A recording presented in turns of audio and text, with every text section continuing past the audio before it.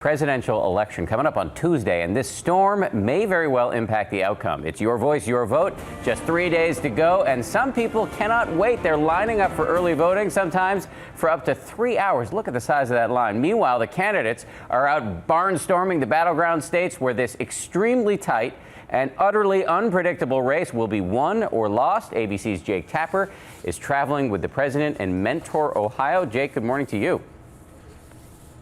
Good morning, Dan. Now, I don't want to cause any alarm, but I'm pretty sure Ohio is going to be important this election cycle. You heard it here first. And President Obama did 3 events. He did 3 events here yesterday. He went back home.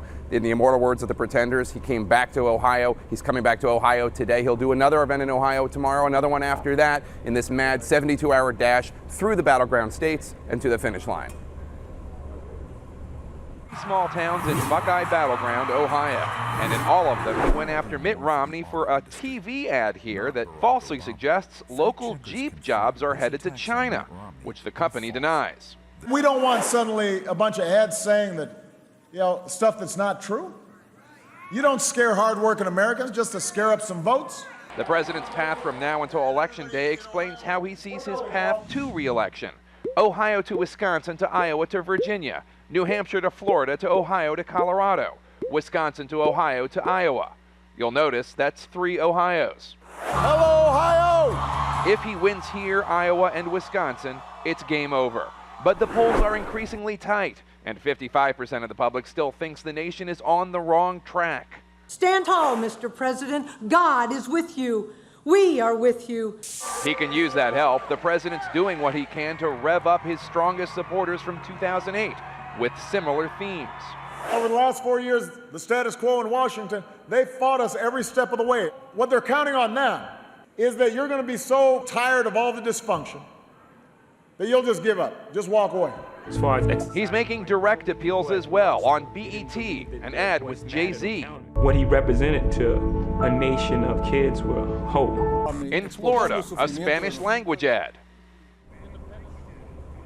On Monday, he will do 3 events with Bruce Springsteen and Bianna. I want to tell you about this lineup tomorrow. Concord, New Hampshire with Bill Clinton, Hollywood, Florida with your favorite Pitbull, Cincinnati, Ohio with Stevie Wonder, and then Aurora, Colorado with Dan's favorite, Dave Matthews. You got that wrong, Jake. It's the other way around. Yeah, I'm the Dave fan. He's the Pitbull fan. Oh, is that right? All right. I confuse you guys all the time. I'm sorry. Yes. I apologize. Easy to confuse us. Jake, thanks so much. And as Jake mentioned, it's all about the battleground states and those 8 key races. And last night for Mitt Romney, it was all about Ohio. ABC's David Muir is with the Romney campaign, which is now in Newington, New Hampshire this morning. Good morning to you, David. Good morning, Bianna, but we have Kid Rock on the Romney campaign. We listened to him last night in Ohio. But as you mentioned, right here in New Hampshire, Mitt Romney holding a rally just a short time from now. Voters here know this is where his second home is. He was the governor of neighboring Massachusetts. But this is a real sign that this campaign is not taking these 4 electoral votes for granted. But overnight, as Jake alluded to, all signs on the state, both campaigns are truly eyeing. Overnight, Mitt Romney in the must-win state of Ohio, with his wife Ann, his 5 sons, his running mate, all of whom echoed which state could very well decide the election. And Ohio, you know it. You know you're the linchpin. You're the battleground of battlegrounds. Then Ann Romney. And is Ohio going to do it for us? Then the candidate himself. Your state is the one I'm counting on, by the way. This is the one we have to win.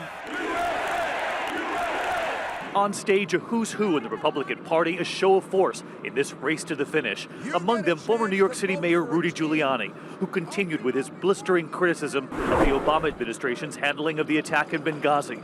I believe some Americans who might not have to have died may have died because we had incompetence in the White House. Romney himself has not mentioned the incident in Libya since the debates. Giuliani's harsh criticism comes in stark contrast to that other image this week, one of Romney's most prominent supporters, Republican Chris Christie, applauding the president and his response to Hurricane Sandy. I cannot thank the president enough. The kind of bipartisan image and message Romney is now pushing in his closing argument. I'll reach out to both sides of the aisle, and we'll reach across the aisle in Washington. I'll endeavor to find those good men and women on both sides of the aisle.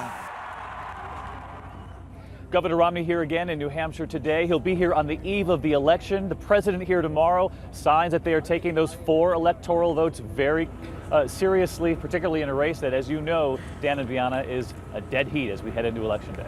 Hard to believe, only 3 days left. All right, David, thank you. And joining us now for more on this is ABC News political consultant Matthew Dowd. Great to see you, Matt. Good morning. So curious to know who you think has the edge as we go into Tuesday. Well, this marathon that hasn't been canceled, that's gone on now 700 days, and everybody's, I think, ready for this. The candidates are exhausted. I think right now, in the aftermath of what's gone on this week, as I think there's a little wind behind the sails of the president at this point in time, especially in the Electoral College. I think he has the advantage right now. So you think Sandy had that big of an impact? Well, if what Sandy did for sure was stop any movement that Mitt Romney might have had trying to pick up a few points in the last days. And I also think just the iconic pictures of the president, especially with the Republican governor of New Jersey, all of those pictures, I think, helped him just a little bit. And in a race that's going to be decided by a few thousand votes, a half a point or a point can really determine that. Now, you have said both sides here, both candidates and both of their huge blocks of supporters, are convinced that their guy is going to win. So somebody is going to be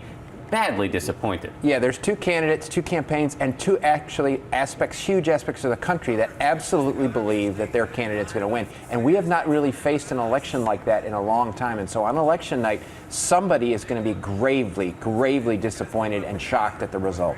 Matt Dowd, such a pleasure to have you on. Thank you very much. And by the way, Matt's going to be part of the Powerhouse Political Roundtable tomorrow on This Week with George Stephanopoulos. And on Tuesday night, George, Diane Sawyer, and the entire ABC News political team, including Matt Dowd, will be at our election headquarters all night long, full coverage as the results come in.